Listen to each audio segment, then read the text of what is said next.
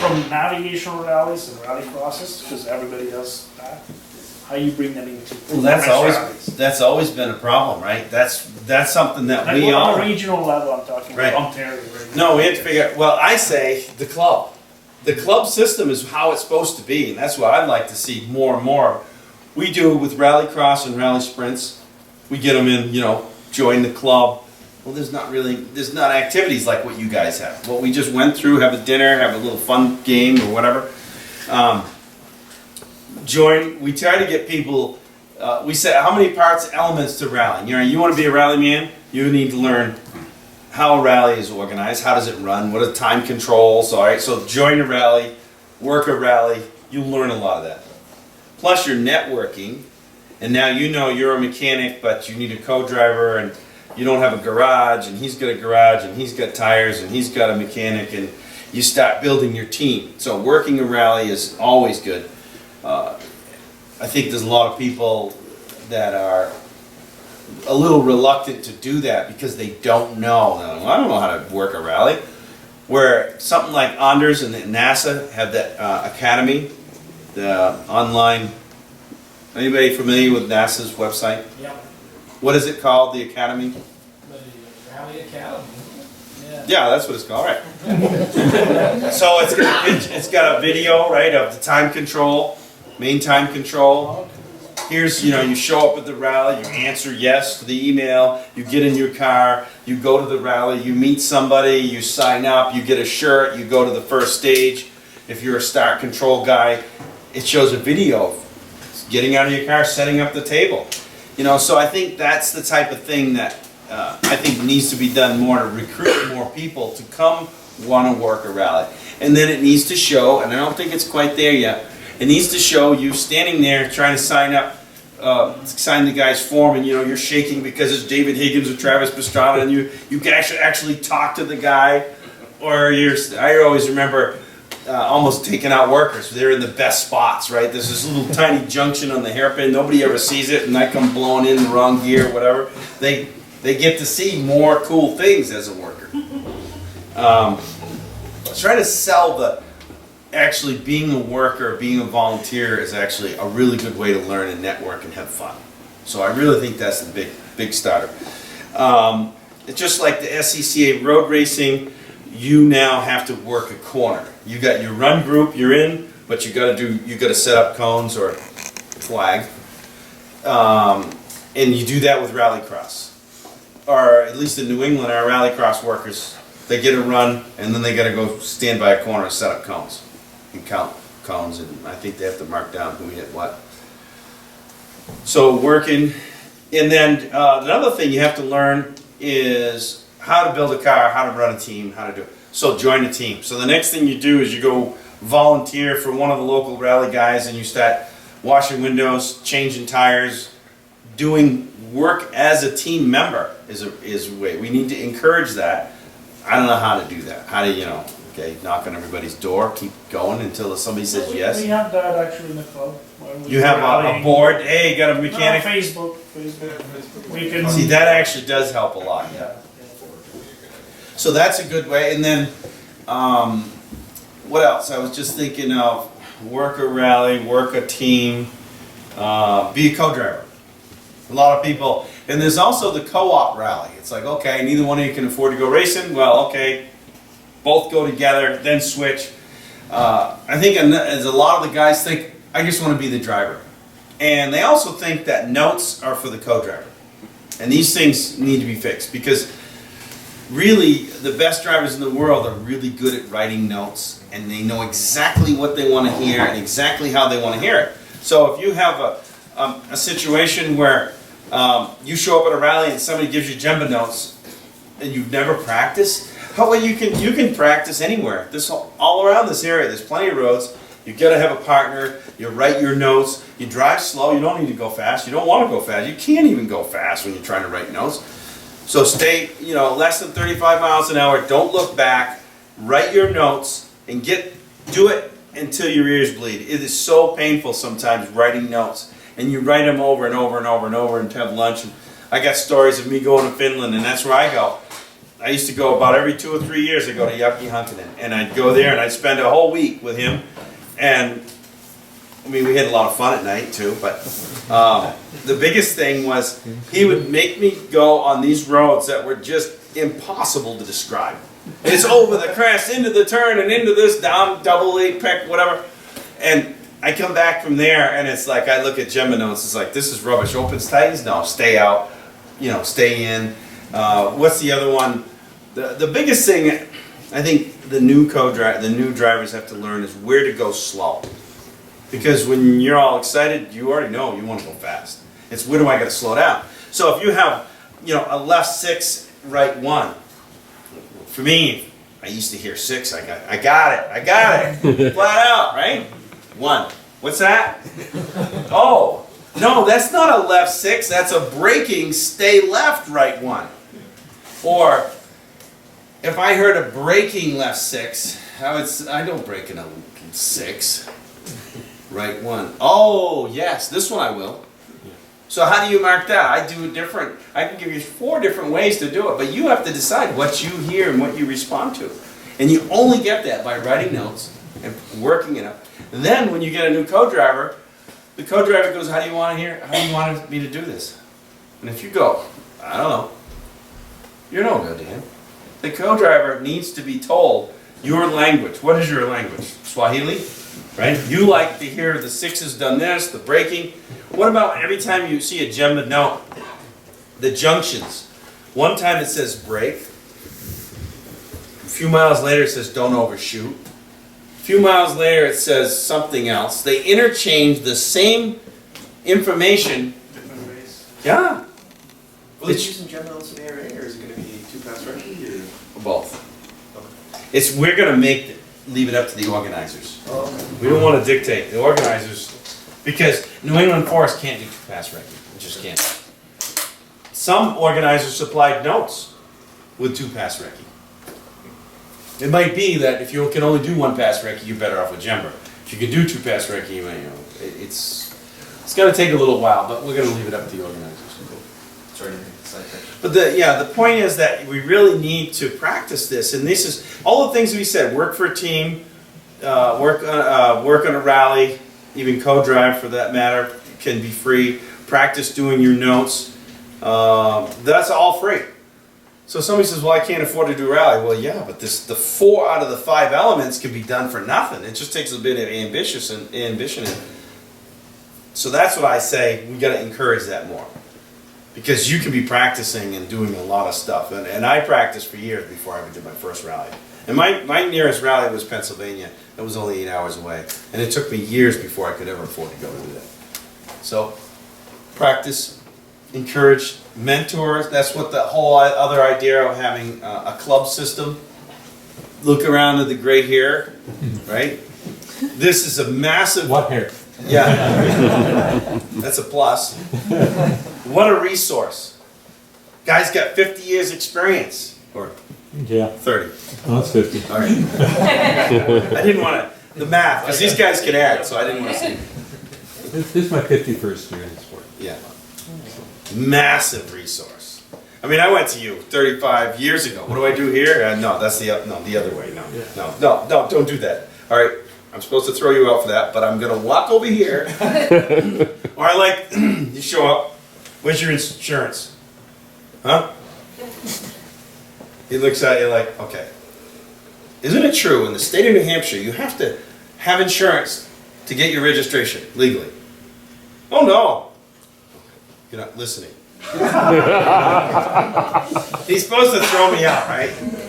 Don't want to do that. Carefully listen. Oh yes, right, yeah, exactly. Okay, go along, don't do that again. No, I'm just thinking of all the help that I've had along the way. Can't be done. I mean, I wrecked a lot of cars. I didn't do it all myself. I had guys like you out there, little angels flying around going, hey, don't do that, turn around the other way. But there are lots of people like that. Anyone who's been around the sport answers questions. Or will stop and say, I don't know that answer. But if we go over here, he'll have the answer. And I think that's the secret is people who are in sport have to be open to helping those who have a question. Doesn't matter who. But it's such a cool sport, and the people, like I said, the stock car lug nut throwing thing didn't impress me at all. Because they're all like to get each other into lie, cheat, and steal to get ahead. But in rallying, it's like a survival thing. It's like we're all out in the woods, we're all going to die if we don't work together. That's how it is. It's you at the road. Right. Jeremy's not going to ruin my race. Right. Because he is ahead of me or whatever, Right. behind me or whatever. Well, I think it's a lot of it is because we don't race wheel to wheel. Yeah. Right. Because they, No, exactly. so we can just knock you off the road and say, oh, sorry, buddy. Well, what if 10 grand, the car's- what if you need a transmission or whatever?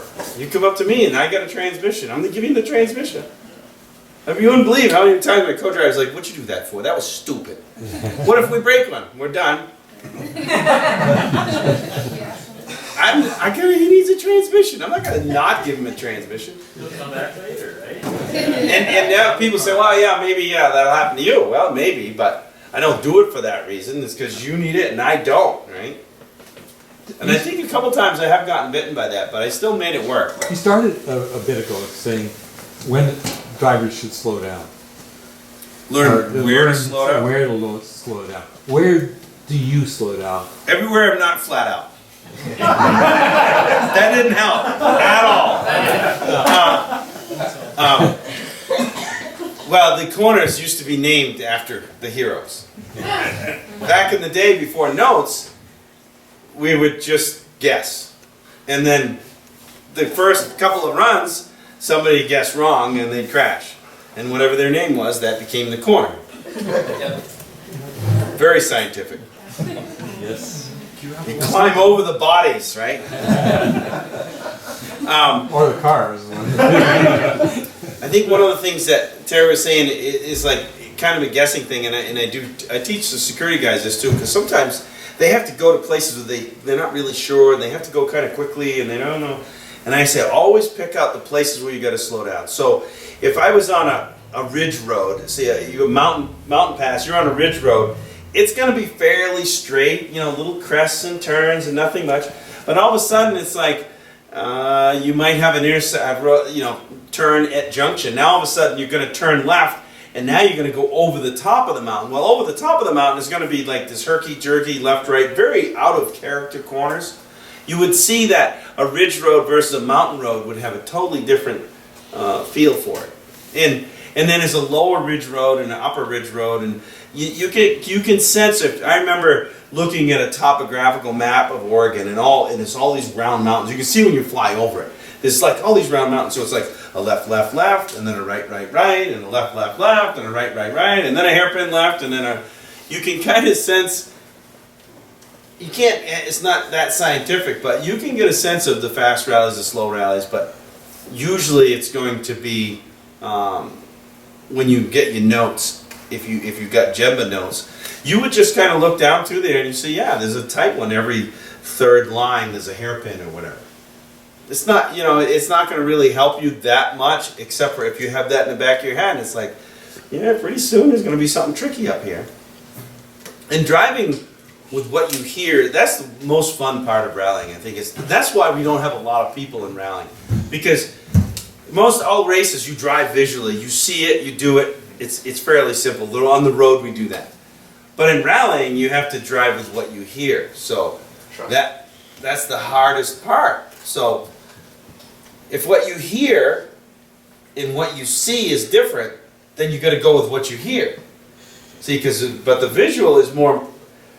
The visual picks up quicker. So that's where people. I found also people that were bosses have a hard time. They're used to talking, not listening. But it is a trained thing. I do believe that if you do it long enough, you'll get better at it. It's not something that you can't do just because you're not, listening. But what happens when your notes aren't right, where they're not flowing right, either the delivery's not right, or there's a lot of reasons the notes get wrong. But when you get to a point where I tell people, when I grab the shifter but I don't shift, I'm not listening. Because I'm not sure. It's like, is this a tight corner? No. Okay. No, it's like when I put my hand in the shifter, I'm gonna do something with it. So there's a bunch of ways you can tell when somebody says repeat. Co-driver doesn't just say repeat because they want to talk more. You're not listening. Right? I used to get it where it's like, over the crest. I remember the really good co-drivers, when they say flat over the crest and you brake, oh, don't they get mad. I didn't tell you to brake. You're not listening. They said flat over the crest. That means sixth gear or whatever you got, middle of the road, flat out, showing commitment. They like that. Because it's a little, watch me, what I can do to the little monkey. Right? Watch this, I can make it go flat out over that crest. And then, it's like then the next thing is the hairpin turn that shows up. Where'd that come from? Well, you weren't listening because I said, right 6, left 1. Well, why did you not listen? Well, I didn't believe you, or I didn't care. Well, actually, you got 2 notes ahead, and then I got 3 notes ahead, and now it's too much for me, and I can't take 3 notes, and so I started just driving what I see. Anything you do as a co-driver, and you don't do it right, or delivery isn't right, is generally because the driver didn't tell you how they wanted it. But once you get it to the point where the driver is very clear, yes, I can only be 2 notes ahead. Anything that has more than 2 or 3 numbers drop, I need to put a braking on before the first one. And when you get all that language right, it's delivered right, it's the right information, then you don't even hear it. I don't hear it. How's my notes? I don't know. What'd you say? I was fully committed to every corner, absolutely flat out, and I don't remember a thing you said. But when it's not right, it's like, huh? What? 5?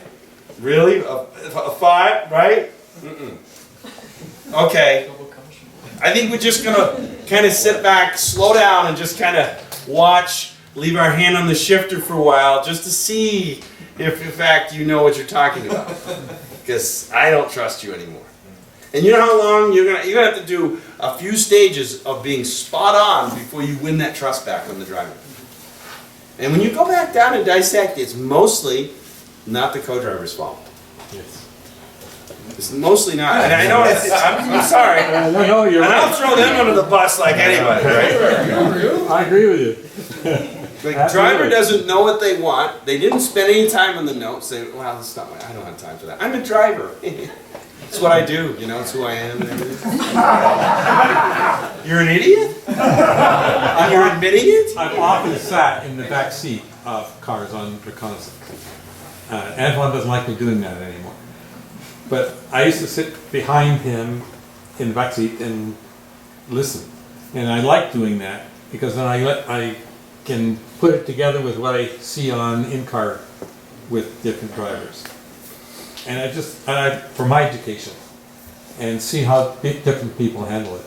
And the biggest thing I see when I'm out on recce is the 5, 6 drivers, all nose to bumper, 3 or 4 cars on the road at the same spot. That's pretty irritating, yeah. And I'm going, how can you possibly They're not. do notes if you're watching 2 guys in front of you where they're braking what they're doing? You can't be seeing the road. And that to me is the biggest mistake made by the back marker. So you need to, when you're doing recce, you need to have a big enough distance. Because anything, even a car coming the other way, that used to mess me up. Just a random car coming the other way, I'm like, oh man, what was that, a 3 that tightens? And you can't look in your rearview mirror when you're doing notes. You'll miss the next one. People lead from behind, right? Yeah. No, you can't do that. It's very difficult to be able to drive 35 miles an hour. And one of the tricks I do with it is I get to the end of the corner and then I tell what the note is. But right at that point I see where the last point I can see. Yes. So then I get to the end of that point and I say what the distance is. I get to the end of the corner, so I get to the end of the corner to tell them what the corner is, and the end of the straightaway to tell them what the straightaway was. And then when you have the 6 into the 1, you don't notice that when you're doing recce. You do your run, then you go back on your notes and you look, 6 into a 2, 5 into a 1, and a whatever. Then you put your braking here, you change it. your dynamic bit. You add your brakings in. Because I use the brakings for when I have big change of pace. You know, it's at a tight junction, I know I have a lot of velocity, I need to slow down. That's when I put the braking. If there's a crest, 20 and then a hard turn, or it's very short distance, I'll put the braking crest. So I never brake for a crest unless it's a braking crest. That way I know I have to brake before the crest because it's too short of a distance between the corner. You know, Okay. So, I've even had to just start over. When we're doing recce practice, you can get 2/3 of the way through the stage, old Yucky is like, you messed that one up, go all the way back, start over. It's like, I want lunch. No, not now. Because, you know, I'll fade away if I don't have lunch, you know. What do you do on the second pass? You've done your first pass, Ricky. You've got your preliminary notes, if you will. What do you do in the second? Well, the other thing is, you gotta also, while you're doing it, you gotta note the surfaces. Because the surface change. Like say if it's a nice dry day, no big deal, but it's red clay, and you know that that corner is gonna be tricky when it gets wet. So a lot of times, the second time, you mark the surface change. So like if you're going down one road and then you turn left and it's a totally different kind of road, where people don't notice that. You turn off, the road was built 50 years later with a different gravel pit, or essentially older roads. Imagine when if you study how roads are, you know, they'll take an old bulldozer and they'll bulldoze down the middle of the road. So if there's a big bunch of clay in this area, that's clay in there, and there's sand in this area, that's sand in there. And then they got to make the ditches. Usually they try to do the ditches first. Now it's different than the old days. The old days they just didn't put ditches in until the road flooded out or got muddy. The ditches need to be down to the sub base. So usually ditches are a foot or so, depends on how deep it is. So when you build a road, the old days they built and just pushed the material that was there. Now they crush material and they bring it in. So when you're on an older road, they're tricky. The ditches aren't as big and the material, so you got to watch for that. Yeah. Your driving changed when notes came. I remember talking to your co-driver in the pre-notes days, and he said that if he gave you a lot of notice of a corner, you were slower. Yeah. But if he short-called you, Yeah. you were faster. But with notes, you can't do that. Well, you can still to a certain point. So it's true that everybody's different. Some world champions have been said to be able to take 5 notes. I don't believe that's the case. I think at some points they might get almost 5 notes ahead, but generally it's 2 or 3 notes. So if you're in the really slow stuff, like a 1-2 or something like that, you only need 1 or 2 notes. You come out of you have a 1 into a straightaway, you don't need to ramble on about what's at the end of the straightaway. So every one of us have our own different ability. My brain doesn't work to the point where I can handle more than 2 or 3. So if you tell me 3 or 4 notes, I get lost and I forget and I'm not sure and I slow down and I go visual. So, and plus part of it might be from the old days of reacting with secret rallies. You don't actually get to know what's there until the last second. So I think you talk about Martin. My co-driver would wait until the last possible second before he told me because it was better. I think too much. And a person like me, you shouldn't let me think too much. I think for me, I'm better off with fewer notes, but other people need to have more. And how did you teach yourself? Like you mentioned going to Finland, but before that, Twice. did you? Like I went to videos. I found like European videos that came with notes and sat there madly watching these things. Yeah, I can't do the video thing. It started with back in the day when I got Martin as my co-driver. He started. Yeah. He started teaching me notes early, and then we started using Jean-Paul's notes. I don't know why he'd have them. I didn't know he had. One was. Yeah. I suspected. Wow, because when you stand there by the crest and it goes over the crest and the left and the right, and Buffum and Jean-Paul and everybody else clears the left and the right and lands on the straightaway, you know something's up. Because everybody else is heavy on the brake, and they're not. So yes, there was cheating. Sorry to tell you people. Wake up. Don't read the news, but just wake up. So I did learn a lot from Martin, and I did a lot of practice on my own as much as I could. I mean, I don't think I was practicing right because I didn't have a real expert, but I had plenty of time, plenty of roads, and I'd get victims, people that I'd buy a six-pack and they'd get in there and write notes. Or whatever I did, I took necessary steps to entice them into the vehicle. But they weren't the best notes though. I mean, compared to when I went to Yucky, I know I was doing it wrong. So for the new people starting out in this room, is there a resource you know of? Like, has somebody made the ultimate note video? Oh, I think it's way easier now. There's way more information now than there used to be. Mark Williams was telling me that the video series that he was recommending had, I don't really know. I don't remember, but this information is out there. It's way easier to learn this stuff now. What did you see Mark's book? Mark Williams' book? I haven't gone through it yet. I saw it, but I haven't read it. There's one here somewhere. Yeah, I mean, I've only gone through about half of it, but it looks pretty good. I think what we've done in the past, we've had co-driver schools, but they haven't been well attended. If we have a co-driver's notes class before the New England Forest Rally, well, we sometimes get 3 or 4 people. I don't really know how to do it to make it worthwhile, because if I'm going to hire a top-level guy, he's going to want whatever, $5,000 or something. So I need to have enough people that want to pay $500 and 10 people $500, whatever. It just doesn't seem like I haven't figured out the way to do it. Online is probably the way to do it. And going to a rally, if you was to go early enough, your co-driver there, the car's there, maybe, but you can't go on the roads too early. So you have to find roads around your own place. You got to find your co-driver around your own place. And ideally, you could do notes. It doesn't matter what road, as long as it's tricky and enough corners. But once you've done that road enough to where you go over it at 30 miles an hour and it flows, then go to another road. That's what I used to do. I'd find a 10-mile or 5-mile stretch. It doesn't even, you can start with a 1 mile and then go to 2 mile and get it to where you can drive down the road and give the note and not look back, not go under 30 miles an hour, and then to be able to go back to the start. Before you start, look at it and change anything that's a 6 into a 1 or a 5 into a 2 or whatever. Put a braking, change your dynamic, and then run that stage, 35 miles an hour. And if there's any time it was too hard for you to hear, it's hard at 35 miles an hour, it really is, to try to check your notes at low speed. But if you get good enough, you can get a sense of where it's flowing. When you don't have to what's that now? Is that really that? And when you first start off, of course, you're like, you go back and that's a 3+.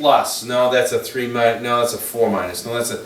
You kind of fight it back and forth, and finally you back to a 3+ again. Okay, you just spend a half a day, and you got to the same point. All right. Next time, start a new road. That's a 3+, and it stays that way. So you know you're getting closer when you change less.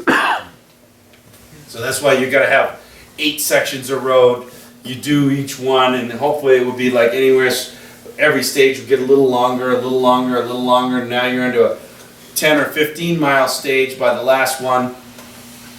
Maybe you got it in your area, like my area. You could go in like a 100-mile radius and have 6 roads, 8 roads. I mean, it takes a lot of work. We used to really work hard at practicing. Doing recce and pace note writing.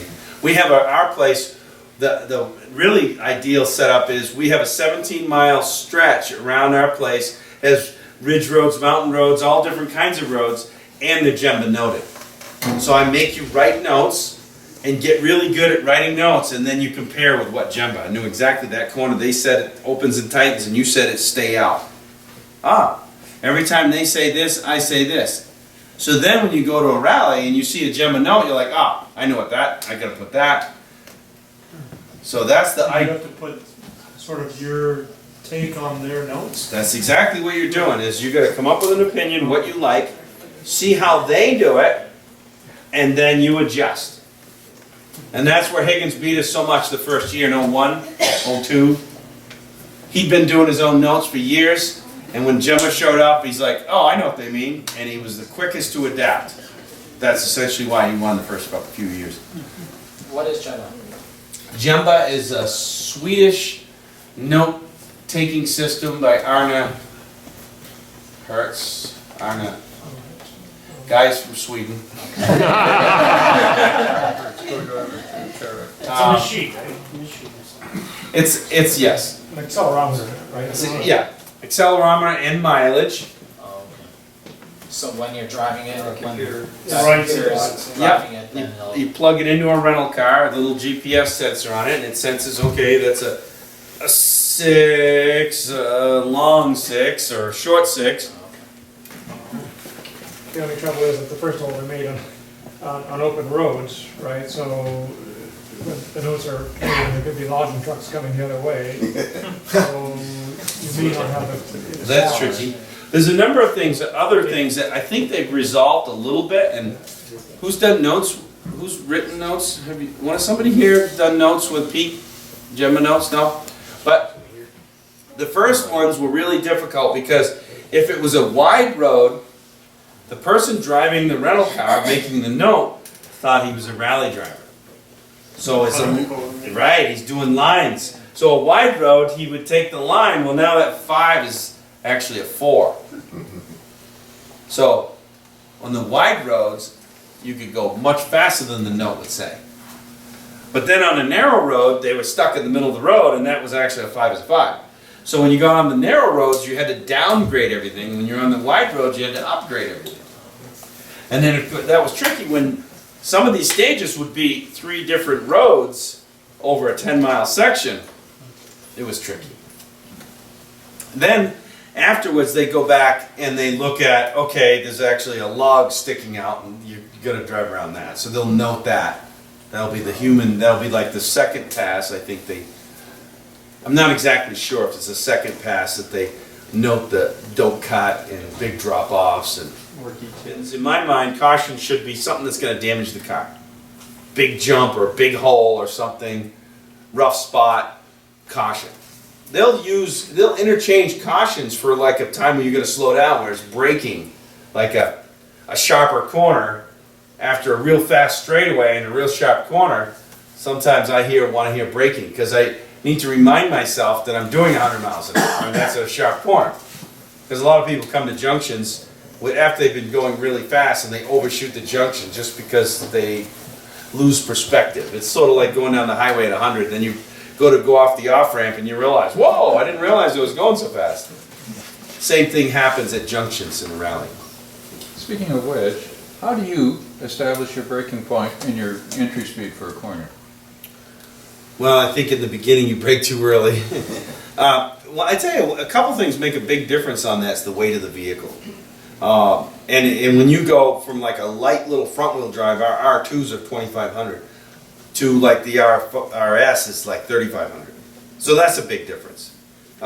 Surface change, everything else, your brakes. I think that's something that the better you get, the later you brake. It's just experience. You shouldn't brake late as a new guy. No, I'm thinking that some of the references you've made suggest to me that you probably haven't done road racing, rallying yes, but not road racing. Is that the case? Very little road racing. Because frequently when you're road racing, you've got markers or braking indicators. That's handy, isn't it? Yeah, it really is, yes. And you're trying to extract the last bit, as you know, John Hoffman's famous saying, 1 corner 1,000 times. Yeah. You're trying to extract the last, but when you see something or you can't see something and you're relying on the notes, do you have a set speed you go around? A right 5 is 70 kilometers an hour on these conditions. It's almost the gear you're in, not quite. I've tried that, yeah. And the skid marks. If you're down the field. Right? Don't brake there. No, brake before that. Because you see the skid marks and the guy's like, well, yeah, okay, that was too late. I think that you shouldn't get into the habit of assigning a gear for a corner because it's not so dynamic. When all of a sudden it starts to rain, And now this road, that's a 5, but you can't go flat out in 5th gear on that corner. So, it's a reference. I suppose that's the trick of rallying, figuring that out. There's so many variables to that point. I don't think I can give you any one answer to And it. different for every driver too, right? Everyone's got their own kind of take on it. Well, I was just thinking how you did it, but is it just? I used to go in way too fast, sit in the back end first, and see how it works out. It wasn't very scientific at all. Failed a few times. There's a lot of different. The other thing I want to mention: the different types of braking maneuvers. How much time do you have? You can take as much time as you like, but If you think about different braking maneuvers, there's left foot braking, and you can use left foot braking. There's 10 different reasons for using it, mostly on dirt and snow. If you're a road racer, you really don't need. If you drive on the pavement, you really only use left foot braking for 3 or 4 reasons. If you use a front wheel drive car in the snow, you'd use it for 10 reasons. So if people are using left foot braking, they may be using it for only 1 or 2 reasons, and that's one reason you want to come to the school to find out all the other reasons. Some of that stuff I don't think is on the website, but if you're going too fast coming into a corner, you're going to brake before the turn, off the gas. If you have the right speed and you're already in the corner and the corner tightens, you can brake on the gas. You can modulate the brake with the gas on a front wheel drive. With the all-wheel drive, you tend to have the brake on when you modulate the gas. There's many different reasons. You can control wheel lockup by having a little gas on when you brake. You can control wheel spin by when you're accelerating to modulate the brake to control wheel spin. The very number one reason is reaction time. If you only braked with your right foot, by the time you let off the gas and hit the brake, you would lose probably a second. But if you were in a situation where you knew you were going to have to brake and your left foot was already near the brake, you could stop braking even as you're letting off the gas, and you can get it down to a 1/4 of a second. So saving 3/4 of a second on your braking reaction, if you're going 60 miles an hour, that can make the big difference of making that corner. Or if this was, you see moose crossing signs everywhere, and I also want to remind people that's not for the moose. Right. They know, but they already know.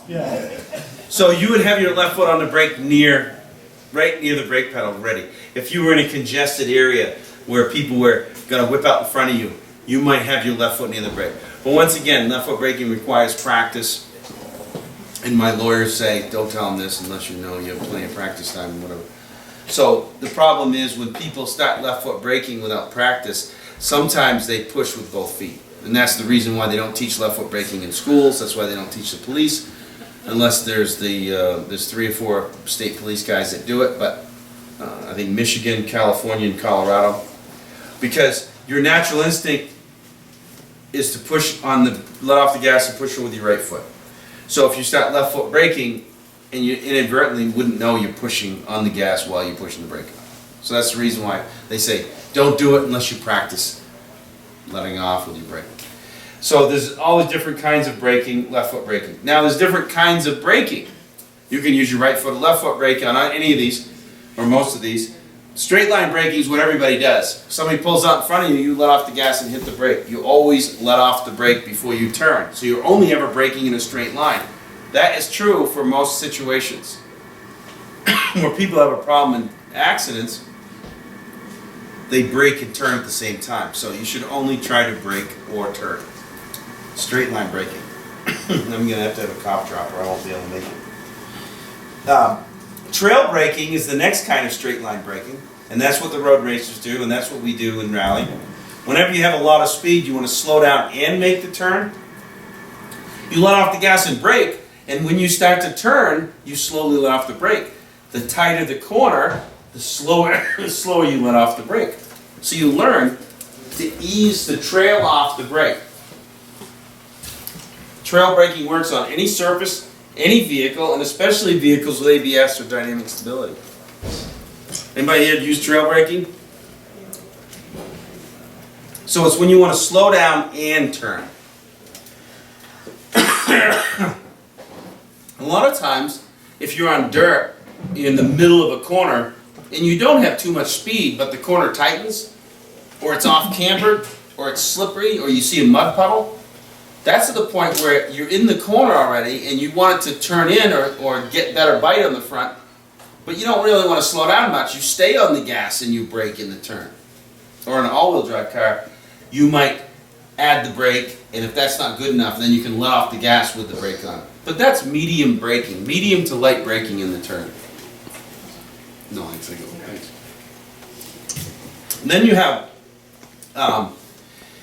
different types of turning without necessarily using the brakes. The pendulum turn, you know, when you have a left into a right, everybody's swinging, everybody likes the pendulum turn. Most people come to the driving school because that's the thing they want to learn. But it really can only be done on a loose surface. Just like braking in the turn needs to be done on a loose surface. So if you have a right turn and immediately followed by a left turn, you might turn in and brake with your left foot, and then when it starts to swing out, you turn back to the left and let off the brake and brake again. That's one way of doing a pendulum turn. There's other ways. Say you have I keep saying the right 6 into a left 1. You might come into that right 6 and brake really hard, and then just let off the brake a little slower and turn to the right, and when it starts to swing out, you turn back suddenly, let off the brake, and when you release the brake, the car changes direction and goes the other way. So you're using the brake to hold the car sideways, and when you want to go the other way, you let off the brake. And if you have gas on, or put gas on when you let off the brake, the car instantly changes direction. So when you see the car sideways, sideways, sideways, and then change the direction, it's when they release the brake because it changed direction. Some people will come into a left-hand turn and the car jumps to the right, jumps to the right, jumps to the right, and they go off the road the opposite way. That's because they never let off the brake. Because your natural instinct is like, oh, this ain't good and this ain't good. And it's like you don't want to let off the brake. Your natural instinct's like, I want to stop. No. If you could think to look, steer, and let off the brake, sometimes you got to give it a little gas. It will change direction. And all this stuff needs practice in an open area. The handbrake, and when we look at speeds, when we're going to do this, the high speeds is going to be straight line and trail braking. The medium speeds are going to be braking in the turn, and the low speeds are going to be the handbrake turn.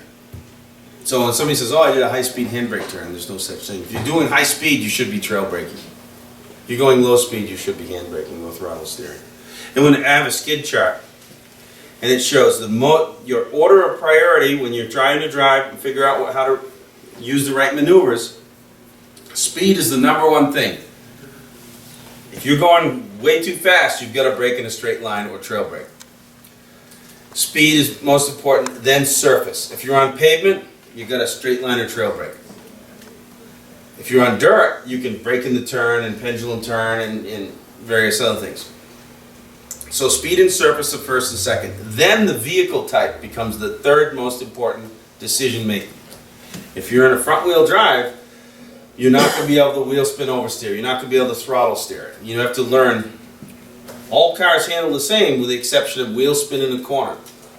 So if you're going around a corner in a front wheel drive and you get too much gas, and you're going to get wheel spin understeer, the car won't turn. If you're in a rear wheel drive in the middle of a corner and you get wheel spin, you're going to have oversteer. In all wheel drive, the whole car will take off into an all wheel skid.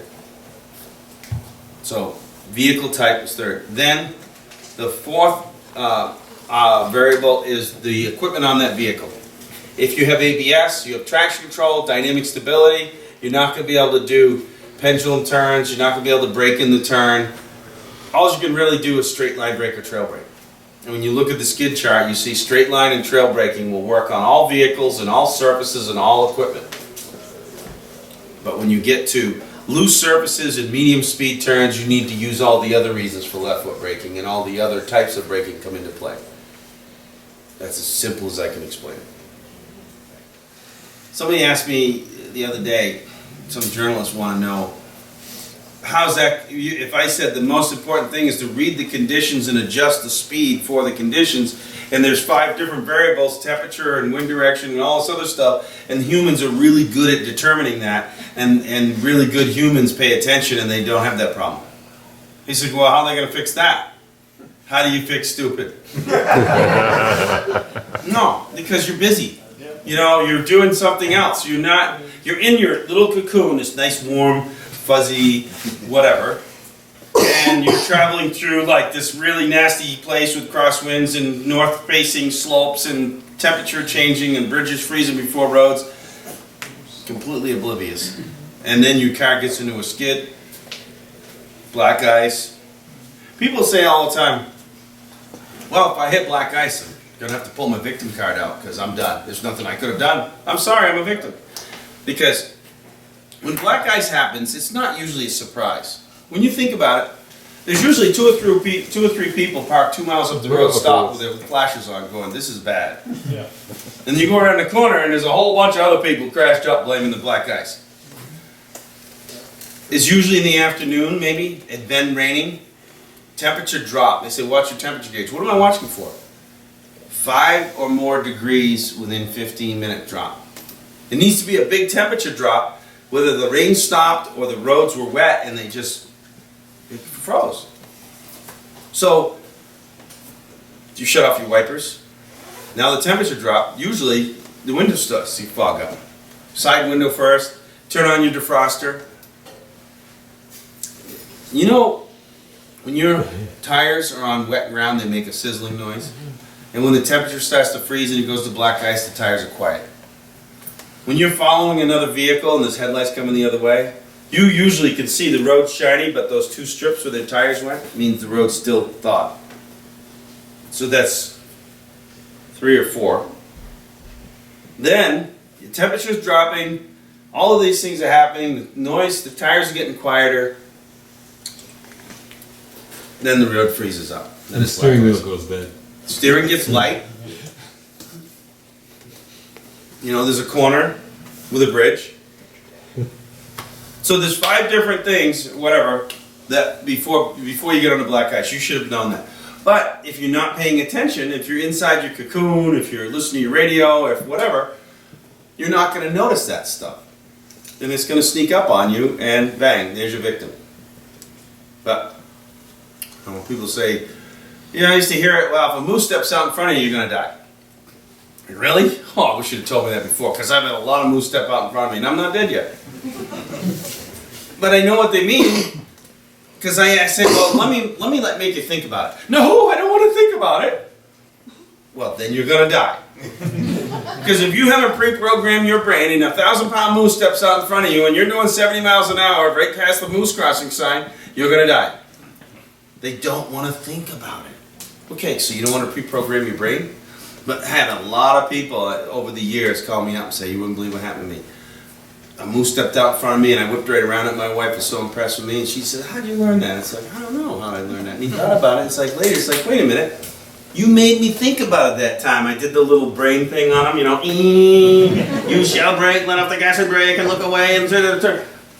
What will I do? Brake hard, look away, steer, turn around. And the problem is, I think of the TV commercial with the squirrel stepping out in front of the station wagon, right? I think it's a mission. What is it? Personal tires. I thought it was an insurance company. You know, the squirrel, he has to, you know, he stands there and the people avoid it and they crash into the tree and he high-fives the other squirrel. They're taking out cars all the time. So the idea was, you might as well just hit the squirrel. Because it's way better than dying. I said, okay, but what if it's a moose? Oh, well, you don't want to hit the moose. Okay, so if it's a squirrel, I just hit it. If it's a moose, I don't hit it. So what do I do again? Nobody teaches anybody that stuff. But if you could imagine, while you're braking, you let off the gas and brake. First thing, go slow in those areas. You know those areas are. Just go slow in those areas. The time of the day, you know that's more likely to see them around. The time of the year, they're more out.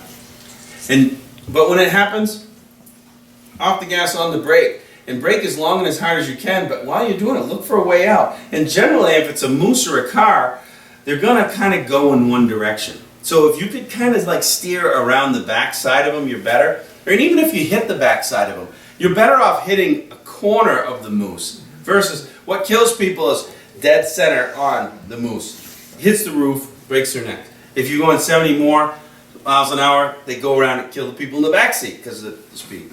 So if you can get your brain around steering and now we have ABS brakes, you can stay on the brakes. But if you looked while you're braking, you realize you can't stop, then you look around the back and then you steer. And as soon as you steer, you immediately have to steer back. What happens is people steer and then they think, oh great, I missed the moose. But then they don't think action, reaction. So you are on the brakes, steer back, and then you have to correct because that action, reaction just put yourself into a counter skid. So now you got to correct. Turn back, counter steer. Sometimes you might have to get back on the gas because you've got this big. And I've had a number of times, I say two, that something happened in front of me and I wasn't paying attention. All of a sudden a car stopped in front of me and I whipped around. The first time, the person behind me slammed into the thing that I missed. And they had more time.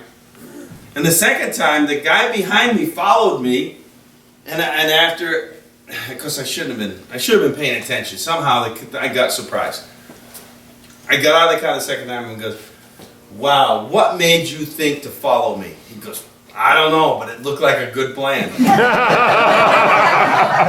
just did. He said, I didn't know what to do, but I just watched you do it. I didn't tell him what I did for work. It's a smart thing. But visualize that. If it's avoiding a moose or a car or getting out of a skid, the whole idea is to try to visualize how you would respond in every situation. And it's I work in the aviation industry, and we'd actually had training for water submersion. And one of the things they train us in, they put us in this cage, and they teach you, they say, before you react, is to like freeze, think, and use one of your hands to find a reference object. Grab that object, so it might be the door handle, right? And then you can reference yourself from that. And the only reason I brought it up is because when we were upside down, my co-driver Jeff immediately, boom, bam, yeah. And then he's upside down, he's struggling to try. And all I did is I grabbed the roll cage, I realized where I was, and it just kind of, that training kicked in, and I was slow to do it. And then I kind of got out, and I got out of the car, and it's okay. So we're supposed to teach them the same thing, right? Don't react right away. That's it. I see Dave Wallingford, there's a video out of him driving like a little mud puddle in Oregon. And he's like, yeah, that's great. The first thing I did was unhook the belt. So I'm like, you shouldn't have done that. Because he had his Hans, everything was set up, and he was a big guy anyway. When he released the belt, it just jammed up the Hans, he couldn't get out. It's like, no. What I always did was, as a driver, I put my leg under the steering wheel. And whichever knee I put on the steering wheel, the opposite hand, I'd grab the bottom of the seat. So then when I released the belt, my knee and my hand were holding me in. And I'd roll out. But generally, I'd shut off the key before I did anything. Where's the door? The window open? Okay, which way am I going? What am I going to do? Okay. The co-driver okay? And then it all takes like 2 seconds. Oh yeah, for sure. I mean, it seems like an eternity, but But it's just that training to know, like, well, wait a minute, don't react, think. It's such a simple thing, but yet, for people that haven't been taught it, it might not come naturally. I just thought it was interesting that it kind of took me back well, to the that. whole idea of what people, they freak out and they get into shock, they get numb, they can't move. I've seen it happen a lot. The first time. The second time they don't, the third time they don't. It's always the first time they've ever thought about it. They've never thought about it. And I know with Dave, it's like, oh man, I should have told him that. When I saw the video, I knew exactly what he did. I don't think I ever said, Dave, if you get rolled upside down, then don't react right away. Yeah, land on the side, it was always on my side. And the first thing I said, don't undo your belt. Yeah. The very first thing, don't undo your belt. That video I was talking about with Dave, it was Leanne, one of your people. She just sat there. Okay. Wait for him to get done flopping around the mud puddle. I'm gonna watch him drown in that much water because he didn't listen or he didn't know. Mostly not knowing. Any of this stuff is not knowing. Yeah, so, okay, it's keep telling the stories, I guess. Yeah, for sure.